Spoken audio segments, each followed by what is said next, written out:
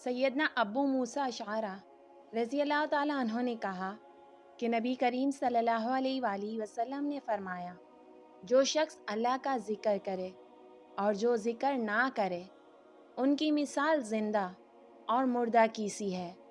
यानी ज़िक्र करने वाला ज़िंदा और ज़िक्र ना करने वाला मुर्दों की तरह है। रसूलुल्लाह सल्लल्लाहु अलैहि वसल्लम ने फरमाया, जो भी मुसलमान अपने भाई के पसे पुश्त उसके लिए दुआ मांगता है तो फरिश्ता कहता है कि तेरे लिए भी उसकी तरह हो।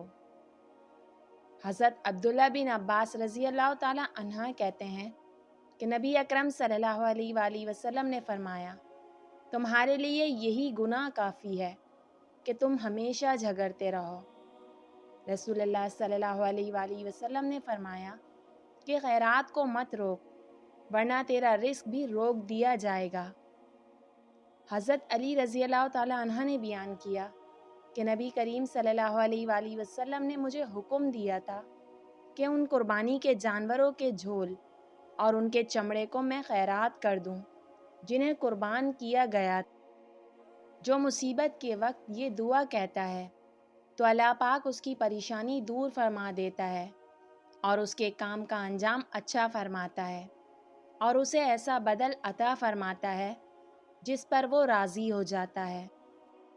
हज़रत जरीर बिन अब्दुल्ला रज़ी अल्लाह ताला अन्हा बयान फरमाते हैं कि रसूलुल्लाह सल्लल्लाहु अलैहि वसल्लम ने इरशाद फरमाया, जो नरमी और मेहरबानी से महरूम है वो खैर और भलाई से महरूम है।